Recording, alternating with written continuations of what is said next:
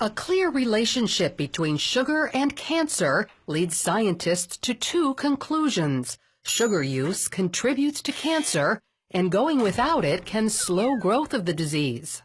100 years ago, most folks consumed only 4 pounds of sugar a year. That's this much. Now, however, the average person takes in 40 times this amount, 160 pounds of sugar a year. That's this much. Food manufacturers add enormous amounts of sugar, usually in the form of high fructose corn syrup, to products we consume all day, every day. Coffee drinks and cereal, soda and snacks, even foods you wouldn't expect like spaghetti sauce and peanut butter. This tiny container of yogurt contains more sugar than a candy bar. Now, scientists tell us sugar directly influences cancer cells. The amount we consume can either feed those cells or starve them.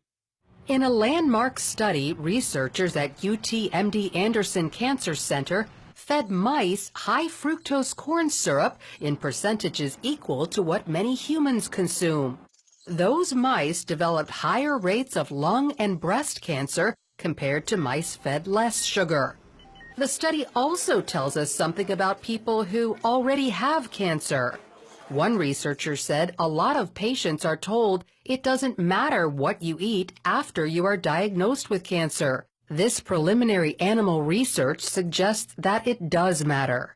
And it just absolutely amazes me that medical science is just now finding this out. Fred Hatfield knows firsthand sugar intake matters after a cancer diagnosis. Back in 2012, his diagnosis was basically a death sentence. The doctors gave me 3 months to live because of widespread metastatic cancer in my skeletal structure. 3 months. 3 different doctors told me that same thing. It's a horrible, horrible feeling to have someone tell you that the person that you love only has 3 months to live and you're not going to be with him anymore. Then Fred heard about a low-sugar diet called the ketogenic diet, believed to slow cancer in some people. With nothing to lose, he gave it a try, and to his astonishment, it worked. And the cancer was gone completely. Fred's recovery didn't surprise Dr. Dominic D'Agostino.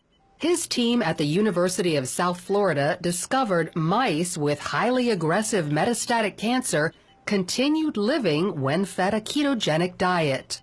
We have dramatically increased survival with metabolic therapy. So we think it's important to get this information out. And it's not just lab animals. Dr. D'Agostino has seen similar results in humans. I've been in correspondence with a number of people, probably at least a dozen people, and over the last 1.5 to 2 years, and all of them are still alive, so despite the odds. And so this is very encouraging. The ketogenic diet means no sugar and no starchy carbohydrates like bread and pasta that convert to sugar. D'Agostino says cancer cells love sugar and starch because cancer thrives on the glucose from those foods. Remove the glucose and starve the cancer cells. Glucose also fuels our healthy cells, but if it's not there, those cells can switch to an alternate fuel source called ketone bodies. Cancer cells only run on glucose.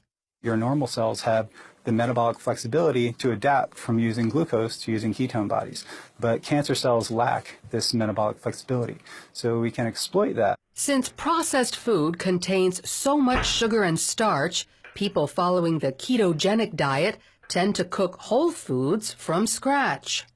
You can go online and there's just cookbooks and, it's clean eating, just very clean eating. None of the sugars, the salts, the trash food. So when it comes to cancer, sugar is considered public enemy number 1. Avoiding it could lead to prevention or slow it down in people fighting the disease. Lori Johnson, CBN News.